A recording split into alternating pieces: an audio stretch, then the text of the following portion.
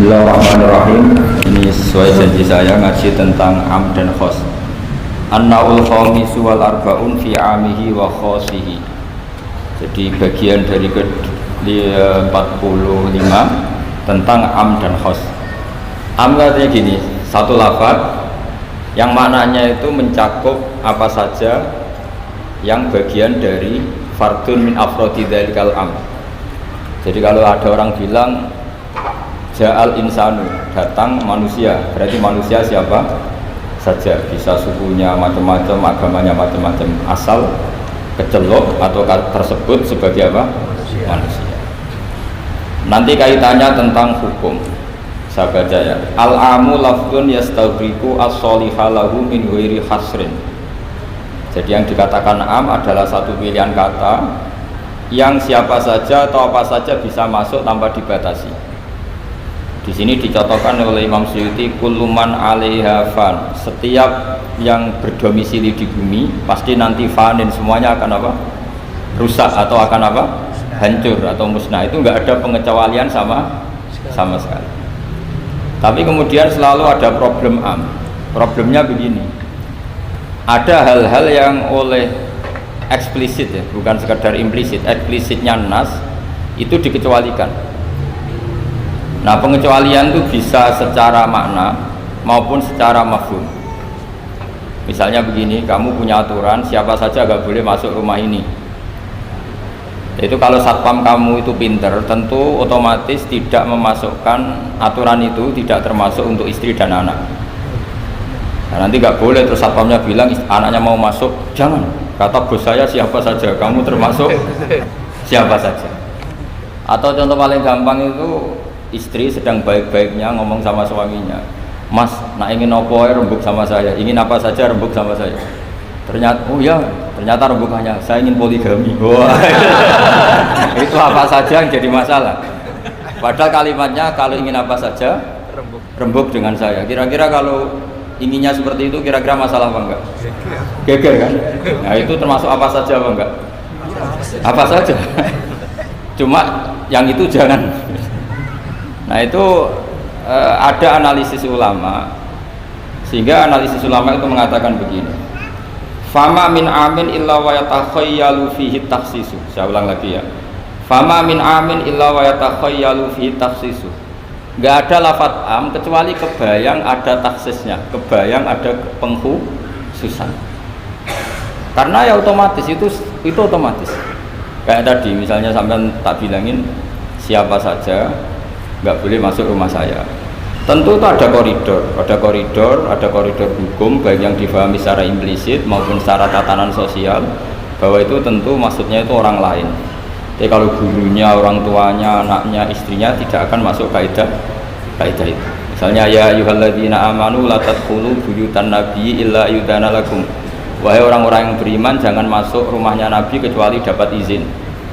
Tentu ayat itu bukan untuk Sayyidah Aisyah, bukan untuk Hasan Husain, bukan untuk Sayyidina Ali, bukan untuk Sayyidah Fatimah, karena mereka orang-orang yang otomatis boleh keluar apa? Masuk. Makanya itu nggak gampang ya, menyimpulkan hukum dari Al-Quran nggak gampang. Misalnya gini, wa ahallallahu bai'a, Allah menghalalkan jual beli. Tentu nggak pernah kebayang termasuk di situ adalah jual beli narkoba, jual beli yang menipu, jual beli yang merugikan orang. Jual beli ini contohnya parah lagi ini, provokator ini. Jual beli wong wedok kan. Itu. Nah, nggak bisa kamu nerjemah gini, Allah menghalalkan jual beli apa saja. Karena apa saja ini bahaya untuk kasus-kasus yang diharamkan Allah Subhanahu. Nah, pengecualiannya gimana caranya? Pengecualian cara berpikir gini, yang dihalalkan Allah pasti yang baik. Jadi terjemahnya Allah menghalalkan jual beli yang jadi makanya disebut di sini fama min amin illa wa yatakhayyalu fi takhsis. Tidak ada am kecuali prakteknya tetap ada takhsis, ada khusus. Misalnya gini, as-sholatu khairun mawdu'un fa'aksir aw aqillah. Sholat itu selalu baik, maka silahkan kamu memperbanyak sholat atau pas-pasan aw aqillah. Maksudnya sholat sunat. Tentu itu mengecualikan sholat setelah subuh sampai matahari apa? Terbit, dan setelah asar sampai matahari terbenar. Padahal itu juga sholat, tapi dikecualikan dari yang disyariatkan. Misalnya Nabi zaman Sugeng sering ngendikan kamu boleh sholat di belakang siapa saja yang muslim. Tentu mengecualikan nggak boleh seorang perempuan imami seorang laki-laki. Padahal perempuan juga orang apa? Muslimah. Maka di sini ada trauma ya, ada trauma dari ulama sampai nggak mau belajar kaidah, cari hukum-hukum yang detail, ibarat pasal-pasal kenegaraan ya sampai detail-detail ayatnya, penjelasannya. Karena kalau kaidah umum itu pasti repot. Misalnya sampai ngartikan Pancasila, sila ketiga itu persatuan Indonesia. Kan nggak bisa kamu artikan partainya harus sama, pilihan presidennya harus sama, karena kalau beda namanya tidak persatuan. Ya tidak bisa seperti itu karena kalimat itu pasti bias.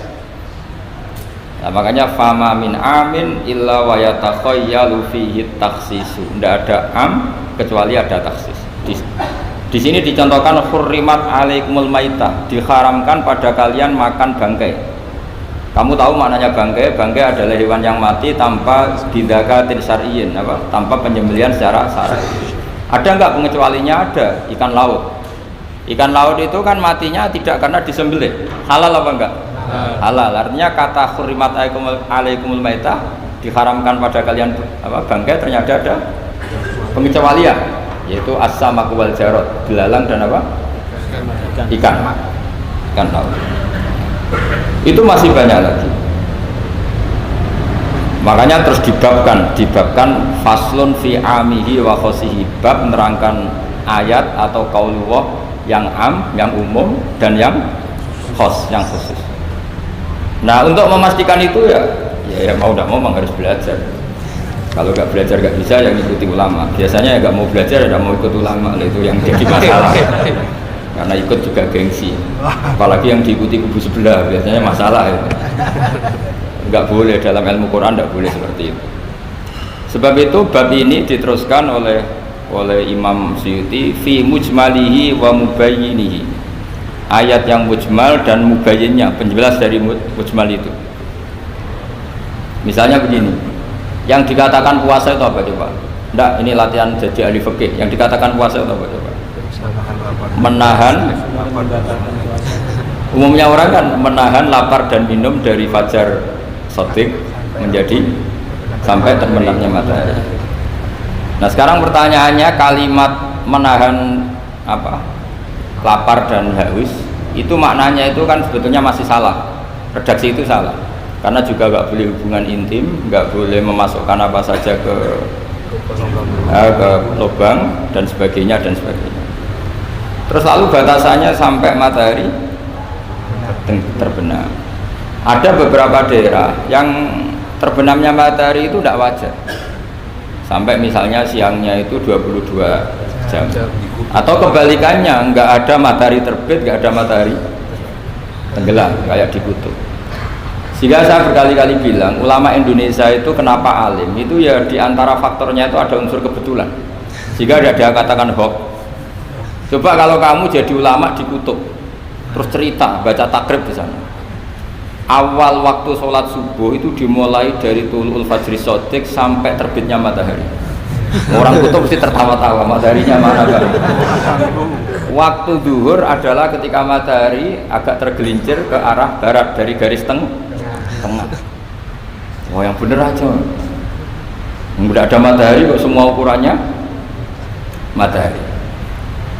Sehingga dalam ilmu falak astronomi diterangkan daerah yang enggak diliwati khotul istiwa, kalau dalam bahasa Indonesia disebut khatulis istiwa, itu sebenarnya dari ilmu falak Arab, itu namanya khotul istiwa. Khotun itu garis, istiwa itu garis tengah. Khotul istiwa terus jadi bahasa Indonesia khatul istiwa. Kayaknya tidak mungkin lah orang Indonesia pertama ahli falak, mesti yang ahli dulu itu orang Arab karena ilmunya dari Arab. Kulaan. Jadi dari kulaan terus dijadikan bahasa sendiri, khatulis istiwa. Seperti Taj Mahal itu sebenarnya dari bahasa Arab mumtaz mahal, mumtaz itu spesial, mahal itu tempat. Bahasa Indonesia jadi apa? Taj Mahal. Itu kacau semua itu bahasa. Saya terangkan. Karena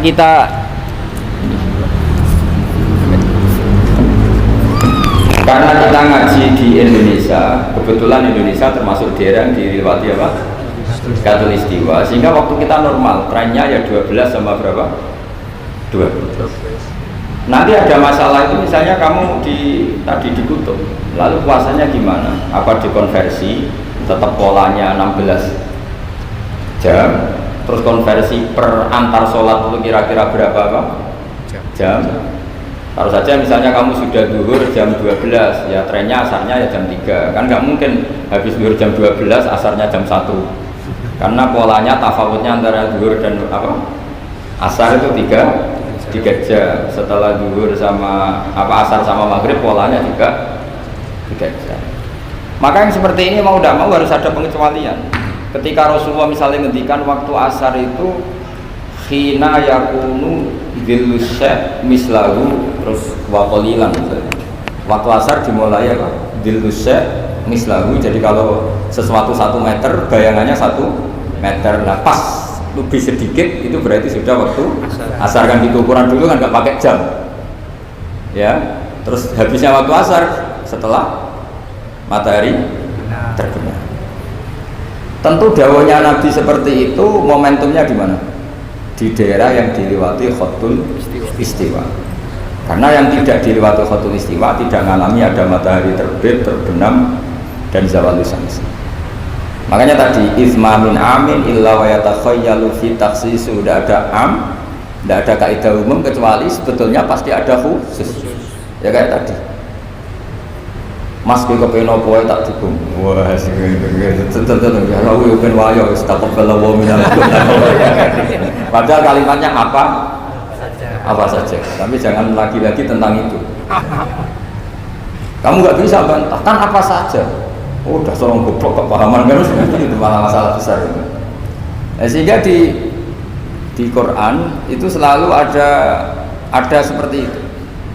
Misalnya ya sama lah, misalnya nikahi perempuan siapa saja yang kamu cintai. Ya tentu cinta yang kamu cintai itu tidak memasukkan ibu dan adik, karena itu mahram apa? Pasti ada, orang pasti paham. Boleh menikahi perempuan siapa saja yang kamu cintai, asal muslimah, asal sholat. Secara kaidah asal muslimah, asal sholat kan memasukkan ibu dan saudara kandung atau adik kandung. Tapi kan nggak kebayang dalam nikah seperti itu. Jadi otomatis ada istisna. Makanya ini perlu dicatat ya, makanya jangan sering dalil ayatnya begini berarti memasukkan apa saja, tidak bisa. Izma min amin illa wa yatakhayyalu fihi takhsis, enggak ada ayat umum kecuali prakteknya ada takhsis, ada kekhususan. Jelas ya? Apa saja? Misalnya gini, bohong itu haram. Ya pasti tidak semuanya. Ada bohong itu wajib. Ada perempuan dikejar-kejar sama begal mau diperkosa, terus sembunyi di rumah kamu. Kamu wajib jujur apa wajib bohong? Wajib jujur apa wajib bohong? Wajib bohong. Kalau kamu jujur namanya kebodohan. Pak, cawe itu mau nanti, monggo temu iki kula duduk. Itu tidak jujur, itu goblok gitu. Ya ingat ya kaidahnya ifma min amin illa wa yatakhayyalu fihi takhsis. Sudah itu aja dihafalkan, nanti sudah pinter sendiri. Sudah itu aja. Apa? Ifma min amin illa wa yatakhayyalu fihi takhsis. Enggak ada kaidah umum kecuali di situ tersimpan takhsis atau aturan-aturan khusus yang terkecualikan. Itu pasti, itu otomatis. Karena nggak kebayang bahasa itu mewakili semua, itu nggak kebayang. Misalnya ada pembantu mesti dibilangin gini sama penyalurnya, ya kalau disuruh majikan apa saja turutin ya, disuruh ngelayani ya saja apa turutin, terus ngelayani diranjang ya takut balap wa minaminkum kan, tetap nggak bisa, kayak lafadz itu nggak bisa. Kalau majikan kamu ingin apa saja turutin, tentu tidak memasukkan hal-hal yang dilarang agama. Itu juga misalnya mahasiswa, Muhammad dosen nurut ya perintahnya apa saja ya apa saja yang dibolehkan, maksudnya bukan apa saja secara bebas. Nah itu di Quran juga gitu, kalau ada ayat apa saja sebenarnya di situ pasti ada apa? Takhsis, ya jelas ya, ifma min amin illa wa yatakhayyalu fihi takhsis. Sehingga susah sekali cari umum yang tetap maknanya umum. Sekarang misalnya pertanyaannya lagi, ini ada beberapa kaidah. Qad yaqa'u tabyin muttasilan nahu minal fajr ba'da qawli al-khaytul abyadu minal khaytil aswad. Ini lebih susah lagi. Lebih susahnya gini. Di Quran itu ada beberapa lafaz yang maknanya itu tidak semestinya. Saya ulang lagi, di Quran itu ada beberapa lafaz yang maknanya itu dari awal tidak semestinya. Nah, tidak semestinya ini oleh ulama ahli sastra Arab, ahli balaghah kalau dalam bahasa Arab disebut tasbih. Apa? Tasbih. Jadi kalau orang Arab sebenarnya ya sama, orang Arab orang Indonesia sama dalam apa? Pemaparan sama. Kalau Zaid itu agak ganteng, agak yang gantengnya agak, itu orang Arab bilang itu Zaidun kal qamar. Zaid itu ibarat rembulan. Tapi kalau ganteng sekali dan susah ditandingi, itu orang Arab akan bilang Zaidun qamarun. Zaid itu rembulan. Sehingga dalam kitab-kitab madaih, kitab-kitab yang memuji Nabi itu disebut antal samsun, antal badrun. Engkau ibarat matahari, engkau ibarat rembulan. Itu adat tasbihnya, kata seperti dibuang. Apa kata seperti dibuang? Sama di Indonesia juga sama. Kalau orang ahli orasi ilmiah yang ketika orasi itu kendel sekali, apalagi zaman revolusi, ketika ada orasi yang menggelegar disebut singa podium. Tidak seperti singa, tapi langsung dikatakan singa podium. Itu ada tasbih, namanya dalam bahasa Arab disebut apa? Tasbih. Nah, problemnya ada beberapa ayat yang dari awal Allah menggunakan itu tidak untuk makna semestinya, tapi untuk apa? Tasbih. Tasbih itu ya tadi hanya menyerupakan, berhubung sesuatunya detail, ada tasbih, kata seperti itu dibuang. Misalnya gini, inna min azwajikum wa auladikum aduwwal lakum. Istri kamu, anak kamu itu musuh kamu. Oh, itu kan ngeri, masa anak sama istri dikatakan musuh. Nah, tentu itu ada proporsinya. Ketika anak istri kita tidak menopang kesalehan kita, tidak menopang ketaatan kita, maka perilakunya sebagaimana musuh. Tapi ketika mereka baik, benar-benar baik, kata Nabi, sebaik-baiknya pemberian dari Allah dan sebaik-baiknya mata dunia adalah almaratus sholihah, wanita yang sholihah, yang membantu kamu menjadi orang baik. Artinya apa? Ada proporsi di mana perempuan digelari musuh, distatuskan musuh, ada proporsi di mana perempuan berstatus pembela atau penopang ketaatan. Ya sudah seperti itu. Nanti kalau baca Quran, baca hadis seperti itu. Di mana wanita dipuji maknanya kayak apa, ketika dikritik maknanya kayak apa. Lelaki juga gitu sama. Sehingga banyak ulama yang merumuskan hubbul mal, misalnya mencintai harta. Itu hukumnya gimana? Ya kalau untuk kebaikan ya baik, kalau untuk keburukan ya buruk. Ya, makanya innama amwalukum wa auladukum fitnah. Harta kamu, anak kamu itu ujian. Nah, ini penting sekali dikenalin, sehingga Quran itu tidak saling bertabrakan. Ya, Quran itu tidak saling bertabrakan. Di ayat ini perempuan dipuji, di ayat ini perempuan dikritik. Misalnya tadi inna min azwajikum wa auladikum aduwwal lakum, tapi ada ayat fassolihatu qanitatun hafidhatun lil ghaibi bima hafidhallah. Perempuan itu luar biasa, penjaga kedamaian, penjaga kehormatan, itu luar biasa dipuji. Ya tentu dalam konteks yang layak dipuji. Kalau sedang dikritik ya dalam konteks yang layak dikritik. Artinya pujian ini bukan cek kosong tanpa pengecualian, dihujat atau dikritik juga tanpa cek kosong tanpa pengecualian. Lagi-lagi kaidahnya isma min amin illa wa yatakhayyalu fihi takhsis. Tidak ada lafaz umum kecuali di situ terbayang ada kekhususan. Ya jelas ya. Jadi, nah kemudian kekhususan itu gimana? Kalau dalam ilmu fikih disebut menghilangkan masodak. Masodak itu pokoknya ini tak pakai bahasa asli ya, biar nanti habis ngaji itu keren. Ini pasti pakai bahasa asli yang di usul fikih. Masodak itu satu nama yang mencakup sesuai kriteria definitif lah kalau dalam bahasa inteleknya. Misalnya gini, ini coba pegangin. Ini yang dikatakan tangan ini sampai ini kan, ini semuanya tangan. Nah ini namanya mujmal. Kata Rasulullah misalnya kalau kamu wudu, basuhlah tangan kamu. Tapi secara sanad kita sampai Rasulullah basuh tangan itu sampai sini saja. Ya kan? Itu di bab wudu sampai siku saja. Tapi sikunya terbasuh ya. Jelas ya, padahal ini juga tangan. Tapi di bab qat'u yadis sarik, di bab memotong tangannya pencuri, wasariqu wasariqatu faqta'u aydiyahuma. Orang kalau mencuri dalam ajaran Islam atau negara Islam dipotong tangan. Segini apa hanya segini? Sampai gelang kaki apa mata apa namanya? Pergelangan apa sampai sini? Pergelangan. Padahal kalimatnya ya faqta'u aydiyahuma, maka potonglah tangannya. Tapi ternyata di bab potong tangannya pencuri di negara Islam hanya pergelangan, tapi di wudu sampai siku. Lalu kalau mau tanya ukurannya apa Gus? Ya itu ukurannya ngaji tadi. Ukurannya ngaji memang nggak bisa dijelaskan. Kalau nggak paham jangan protes terus. Unjuk rasa. Ya sudah seperti itu. Apalagi misalnya di Quran disebut jika kamu tahallul dari haji maupun umroh, muhallikina ru'usakum, itu lafadznya muhallikina ru'usakum, memotong kepala. Masa setelah haji dibantai kan? Nah itu ru'us di situ itu dengan makna apa? Rambut. Lalu pertanyaannya harus semua apa sebagian? Nah itu kan masalah. Nah itu namanya mujmal. Mujmal itu lafadz yang umum, maksudnya kalau dalam bahasa Arab. Kemudian kita mencari-cari sanad. Saya ulang lagi, kita mencari-cari sanad sampai Rasulullah dulu beliau maknanya kayak apa. Akhirnya ternyata Rasulullah kalau tahallul ada yang gundul, lontos, didoakan sampai 3 kali, Allah marhamil muhallikin. Terus sahabat pada usul wal muqassirin ya Rasulullah. Masyhur itu kan, ya Allah semoga orang yang cukur gundul engkau beri rahmat yang banyak. Sahabat yang nggak mau gundul usul wal muqassirin, juga yang cukur apa? Pendek. Nabi masih ulang lagi, Allah marhamil muhallikin. Mereka protes lagi, wal muqassirin ya Rasulullah, tapi Nabi masih nggak mau ngendikan apa. Nah, terus baru ketiga sudah disebut, baru yang terakhir bilang apa? Wal muqassirin, juga yang cukur pendek. Lalu ukurannya apa?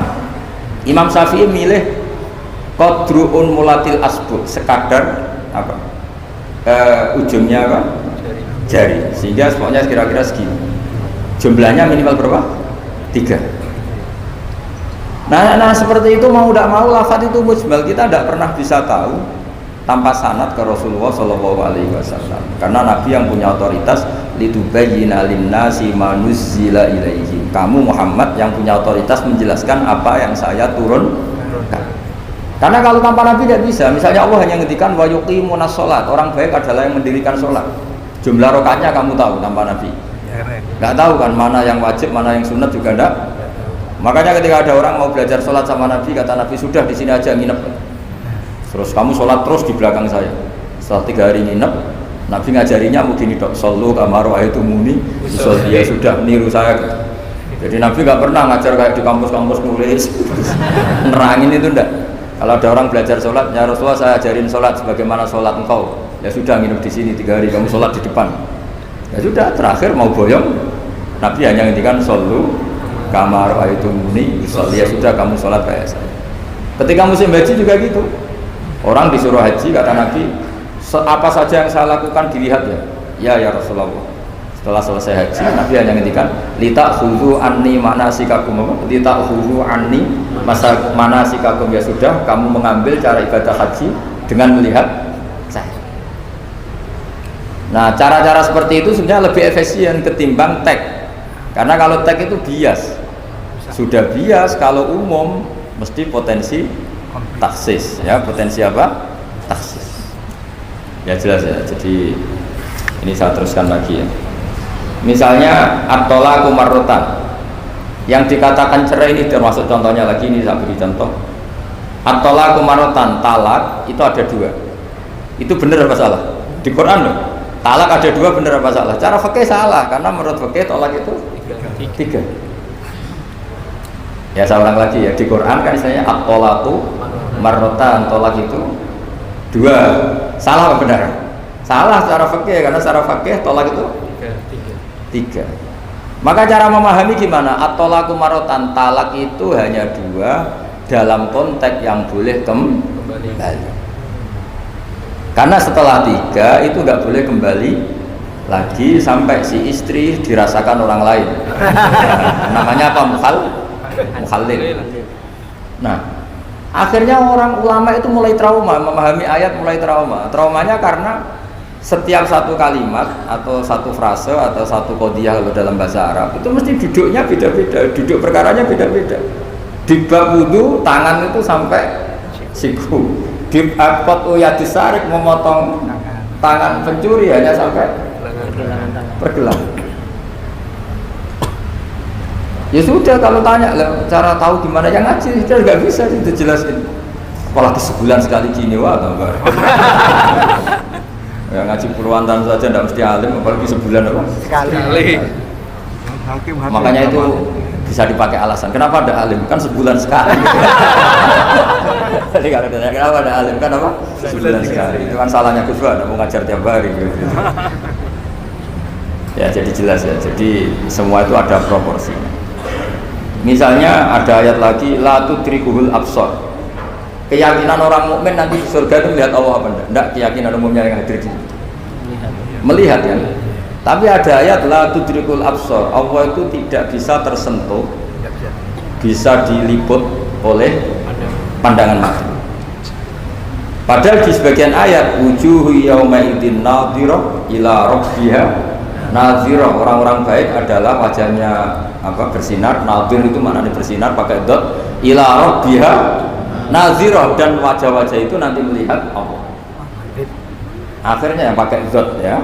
Jadi kalau pakai dot itu apa? Bersinar. Wujuhu yauma idzin nadhirah, terus apa? Ila rabbiha nazirah. Nah, akhirnya ulama cara berpikir gini. La tudrikul absar wa huwa yudrikul absar wa huwal latiful khabir. Meskipun kita melihat Allah itu tidak mungkin ikhatah. Ikhatah itu terus paham detail. Ya, faham apa? Detail. Karena bagaimanapun Allah itu qadim. Qadim itu la yutakayyaf, enggak kebayang. Apapun hebatnya kita, perangkat kita ini semuanya profan, semuanya hadis. Sementara Allah adalah zat yang tidak terbatas. Sehingga ya sudah, kita tidak akan melihat secara utuh, secara sempurna sampai kita paham. Tapi seperti itu sudah bisa dikatakan melihat. Paham ya? Misalnya Anda melihat Merapi dari jauh, sudah bisa dikatakan melihat. Tapi jangan disuruh detail, pohonnya apa saja. Berapa ribu? Nah itu kan nggak ngerti detail. Ya kira-kira gambarannya seperti itu. Jadi la tudrikul absar ada makna khususnya, yaitu sampai menguasai, sampai memahami. Ila rabbiha nazirah, ya melihatnya sampai apa sih kira-kira? Ya sudah seperti itu. Makanya semua kalimat ketika ada semua ulama, semua kalimat itu proporsional. Kamu bilang mencintai istri, sama ibu ya bilang mencintai. Saya teman yang kamu cocok yang mencintai. Lalu makna mencintai itu gimana coba? Mencintai ibu ada maknanya sendiri, mencintai istri ada maknanya sendiri. Terus mencintai simpanan ini yang repot. Itu maknanya juga sendiri lagi. Mencintai teman sendiri lagi, mencintai uang maknanya ya semuanya dengan kata mencintai. Misalnya orang mukmin disebut walladzina amanu asyaddu hubbalillah, orang mukmin itu sangat mencintai Allah. Kalau mencintai Allah itu dengan mencintai manusia itu beda, aturannya juga beda. Kata para ulama, kalau Allah itu suka kalau dimintai. Tapi kalau kamu mencintai seseorang, kamu sering minta, wah itu taqabbalallahu minna. Jadi Allah itu suka apa? Allahu yaghdabu in tarakta su'alahu wa banu adama yaghdab. Jadi Allah yaghdab in tarakta su'alahu. Allah justru tersinggung kalau orang yang mencintai dia kemudian tidak sering-sering minta. Kalau Bani Adam semakin sering dimintain malah nafsu ya, malah tersinggung, malah capek. Jadi sama-sama kalimatnya juga mencintai. Nah bayangkan Quran itu seperti itu. Min awali hatta akhiri, lafaz ini semua proporsional. Semua itu proporsional. Sehingga cara maknanya gimana ya tadi? Ada am, ada khos, ada mujmal, ada muqayyad. Makanya kita akan selalu berdebat, misalnya ya selalu, saya ulang lagi, selalu berdebat. Madhab kiblat itu sebetulnya harus persis apa enggak? Ya tadi seperti ngaji saya kemarin. Kalau dalam konteks Indonesia asal kelihatan ke barat ya sudah kecelok madhab apa? Kiblat. Karena kalau detail, saya ulang lagi, kalau detail berarti semua masjid maksimal luasnya hanya 18 meter. Karena Ka'bah diameternya hanya 18 meter. Sekali yang di ujung sana, wah pasti melencengnya jauh. Jangan-jangan yang melenceng pas imamnya malah. Karena kalau Ka'bah 18 meter yang ujung sana berarti imam yang di sini. Oh, bisa sampai Ethiopia ya. Iya kan? Nah, itu kalau harus detail juga Ka'bah orang sholat harus cekung. Nah kalau cekung bisa menuju ke satu titik. Di mana ada ajaran masjid apa? Cekung. Maka seperti itu dari awal Allah tidak menghentikan Ka'bah. Fawalli wajhaka syatrul Masjidil Haram. Syatra itu nahwa. Ya sudah, yang penting kamu menghadap ke arah Masjid Haram, bukan ke ainal Masjidil Haram yang detail. Jadi syatra itu nahwa. Nahwa itu ya pokoknya ke sana. Nah itu yang dimaksud yuridu wa bikumul yusra wala yuridu bikumul usra. Agama ini gampang. Kenapa jangan kayak birokrat tertentu, kalau bisa sulit kenapa dipermudah? Karena banyak kepentingannya Pak. Ya terus saya teruskan lagi. Ini contoh-contoh. La tut ukhidlat lakum bahimatul an'ami illa ma yusla alaikum. Ada lagi wa aufu bi ahdi ufi bi ahdikum. Ini contoh-contoh yang disebut oleh Imam Suyuti. Walillahi 'alan nasi hijjul bait. Maksud beliau dengan contoh-contoh itu begini ya.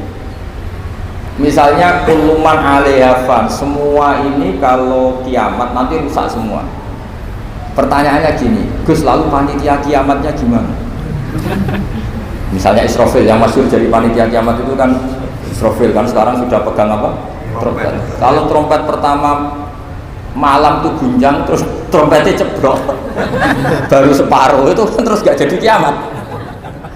Maka ulama mikir ini yang ya sudahlah kecuali panitianya gitu mesti karena kali ini panitianya ikut guling apalagi wah trompet sama mana ini belum selesai kiamat kalau sudah apa jatuh.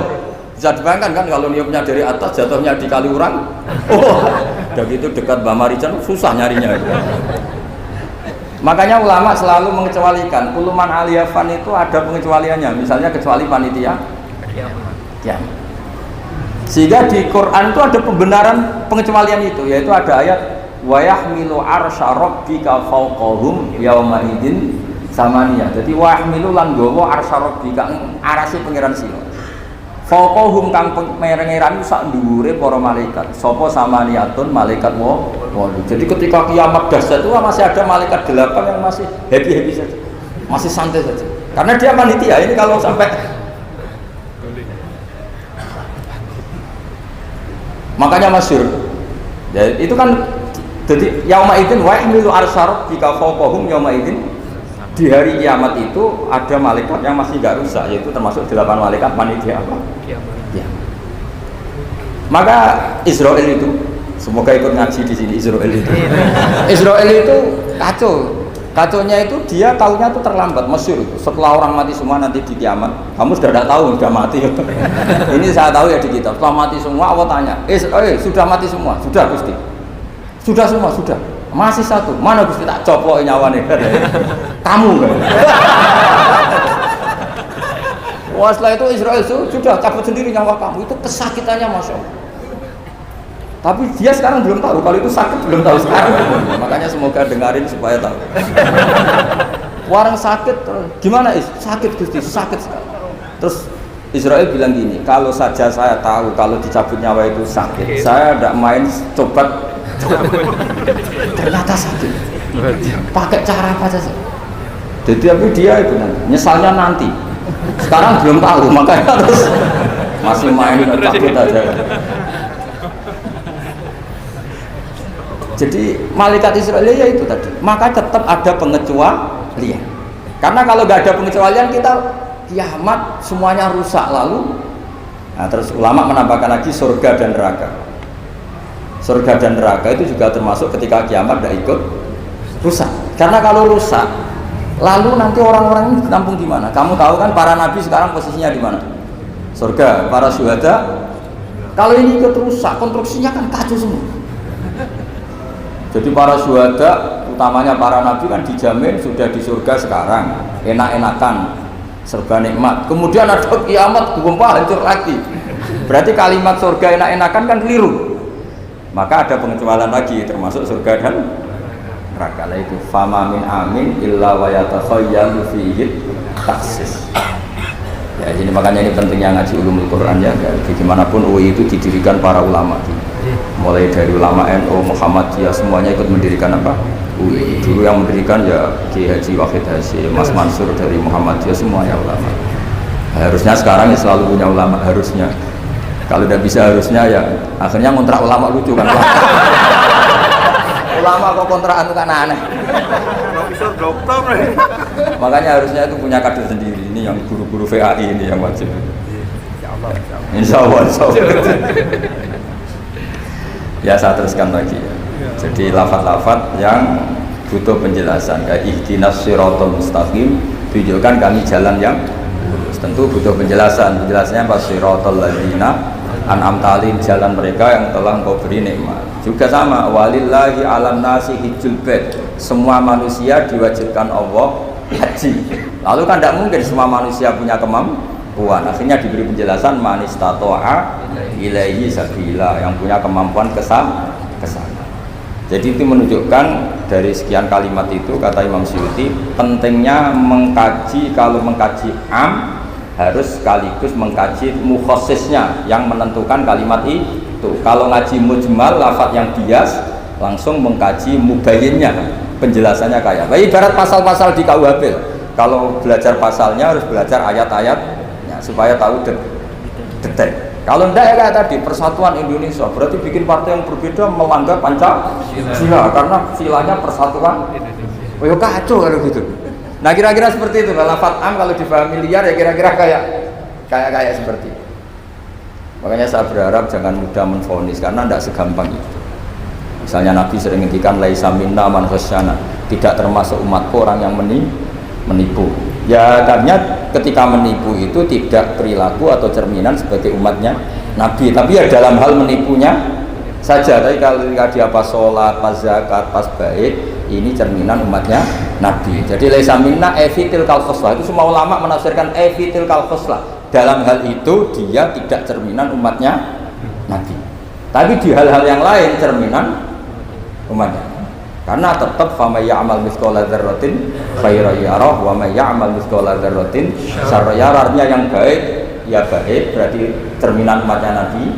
Misalnya kayak orang tukang nipu, tapi ternyata ya tukang sholat, tukang zakat, tukang puasa, ya sudah pas tukang baik cerminan umatnya Nabi, pas tukang buruk ya cerminan temannya setan lah kira-kira gitu. Tapi jangan langsung wah sudah ini setan tok, ya keliru kamu, dia kan punya sisi baik. Ya sudah seperti Quran saja, baik ya roh, syarron ya roh, artinya semuanya ada catatannya sendiri. Fama ya'mal mithqala dzarratin khairan yarah wa may ya'mal mithqala dzarratin syarran. Ini saya baca lagi ya. Qala Ibnu Hassar minan nasi man ja'alal mujmal wal muhtamil bi iza'i syai'in wahid. Qal was-shawab annal mujmal al-lafdu al-mubham alladhi la yufhamu al-muradu minhu. Wal muhtamil al-lafdu al-waqi' bil wad'il awal. Ya, kalau mujmal itu lafaz yang global. Kalau muhtamil itu lafaz yang kayak iya kayak tidak. Saya kayak iya kayak tidak. Kayak iya kayak tidak itu imma karena bias, wa imma karena konteks. Saya beri contoh misalnya gini, saya punya pembantu ya, kalau dalam tradisi kiai itu punya anak dalam, terus bilang gini, "Jom tamunya kasih kopi." Ya pagi-pagi ada tamu, saya bilang Jom tamunya kasih kopi. Ternyata tamunya itu perempuan atau orang yang nggak ngopi, kemudian disuguhi teh. Pertanyaannya anak dalam ini melanggar apa enggak? Tidak, karena kata kopi itu sebenarnya mewakili kata alat untuk menghormat tamu. Cuma saya sebagai kiai adalah ilmunya itu kopi. Jika kopi itu bukan ibaratun anil kopi, anil kohwa, tapi ibaratun amma yukri bihid doifa. Itu memang harus ngaji, seperti itu kalau nggak ngaji nggak bisa. Saya melafalkan kopi itu adalah implementasi dari yang penting ada nyugati, bukan dengan makna kopi hitam. Sehingga misalnya tamunya kok disuguhi sprit, kebetulan dia milih sprit atau milih teh, saya juga sudah senang karena pembantu saya berarti sudah pinter, yaitu menghormat. Jelas ya? Ya sehingga kata itu sering nggak mengikat dalam agama. Sama seperti Rasulullah ketika bilang gini, ya Mu'ad inni uhibbuka, Mu'ad kamu saya senang kamu, kata Nabi. Ya Mu'ad inni uhibbuka, saya senang kamu. Berhubung saya senang kamu, fakul dubura kulli sholatin, sebagian riwayat fala tada'anna kulla sholatin, maka setiap habis sholat dubura kulli sholatin kamu lafadzkan Allahumma a'inni ala dzikrika wa syukrika wa husni ibadati. Kamu jangan pernah lupa berwiridan, ya Allah bantulah kami mengingat Engkau, ala dzikrika wa syukrika, mensyukuri nikmat Engkau, wa husni ibadatik, dan ibadah secara baik kepada Engkau. Pertanyaannya, ketika Nabi nyebut Mu'ad itu sebagai orang hanya Mu'ad, apa sebagai umat yang harus dilatih? Umat yang harus dilatih, sehingga siapapun boleh pakai wiridan itu. Ya makanya terus di balaghatul Arab itu ada aturan zikrul ba'di wa iradatil kul. Ketika nyebut sebagian, bisa yang dimaksud itu siapa saja. Ketika saya nyebut kopi, sebetulnya itu alat atau perangkat atau minuman yang dipakai hormat tamu, tidak harus bentuknya kopi hitam. Tapi kalau orang tertentu yang memang hobinya ngopi, ayo cari warung kopi. Memang dia anti minum teh, anti minum sprit, memang inginnya warung kopi, ya sudah, itu berarti makna kopi yang muayyan, yang memang maknanya kopi dengan makna yang khas. Jelas ya? Nah bayangkan Quran dan hadis itu potensi seperti itu ada, makanya potensinya itu lafadz itu muhtamil, bisa iya, bisa tidak. Nah di sini ini pentingnya ngaji. Jadi sehingga ketika Allah ngendikan rijal sekalipun lelaki, kadang maknanya memasukkan perempuan. Misalnya gini, kalau kamu ngaji ilmu nahwu, hudal lil muttaqin, alladzina itu jamak untuk lelaki atau perempuan? Alladzina, lelaki. Tapi Quran itu untuk lelaki, tok apa lelaki dan perempuan? Dua-duanya. Tapi Allah ngendikan alladzina yu'minuna, bukan allai yu'minna, bukan pakai redaksi perempuan. Karena yang dimaksud lelaki adalah umatnya Nabi. Ya sudah, kalau umatnya Nabi ya semuanya umatnya Nabi. Tapi ada beberapa lafaz yang memang maksudnya lelaki, yang satu maksudnya perempuan. Caranya tahu itu ya lagi-lagi ngaji. Ya sudah, nggak ada jawabannya, memang harus ngaji. Nah, itulah di Quran tuh banyak ada lafaz mujmal, ada lafaz mustamil. Saya beri contoh lagi bab zakat. Ini yang paling pokok bab zakat karena ini terkait fikih. Rasulullah itu menzakati tamernya. Tamer itu kurma. Ya, tamer itu maknanya apa? Kurma. Itu oleh semua ulama fuqaha, semua ahli fikih dunia mengatakan makanan pokok. Jadi yang wajib dizakati itu tanaman, makanan pokok. Karena apa? Ya kalau nuruti sunnah Rasul persis, orang Indonesia wajib zakat. Karena Nabi hanya menzakati kurma. Di Indonesia nggak ada. Ada jagung, ada beras. Iya, nggak ada. Jadi ketika Nabi mengatakan tamer, saya ulang lagi ya, ketika Nabi mengatakan kurma, maknanya apa? Zakatilah sesuatu yang sebagai makanan pokok, makanan khas atau makanan pokok daerah itu. Sehingga kita yang menzakati padi, paham ya? Orang tertentu kan, itu sama seperti cung nak peduli tamu sarungan, ternyata sarungnya itu basah. Wah, daripada basah katoan cekak, ya tidak seperti itu. Sarung adalah ibaratun pakaian yang dianggap sopan dalam tradisi santri. Ketika sarungnya basah, penggantinya juga celana, jangan celana pendek. Karena kalau celana pendek tidak mewakili kesopanan. Jadi kalimat itu bisa diganti, cung nemuin tamu dengan kesopanan. Di antara gambarannya pakai sarung, maka sarung bisa diganti celana. Tapi nggak bisa diganti celana pendek, karena itu nggak cerminan sopan. Sama. Cung tamu saya kasih kopi, tentu bisa diganti teh, diganti sprit, paham ya? Tapi nggak bisa diganti toa, paham ya? Karena itu nggak cerminan, jenisnya terlalu jauh, apa? Jenisnya apa? Terlalu jauh. Jadi ini jelas ya. Jadi kalimat-kalimat itu potensinya mujmal, potensinya itu muhtamil atau muhtamal. Wal farqu bainahuma annal mujmal yadullu ala umurin ma'rufah wal lafdhu mustarakun mutaraddidun bainahuma. Wal mubham la yadullu ala amrin ma'rufin ma'al qat'i bi anna syari' lam yufawwid ahadin bayanan musnad bi khilafil muhtamil atau muhtamal. Jadi ya seperti itu semua.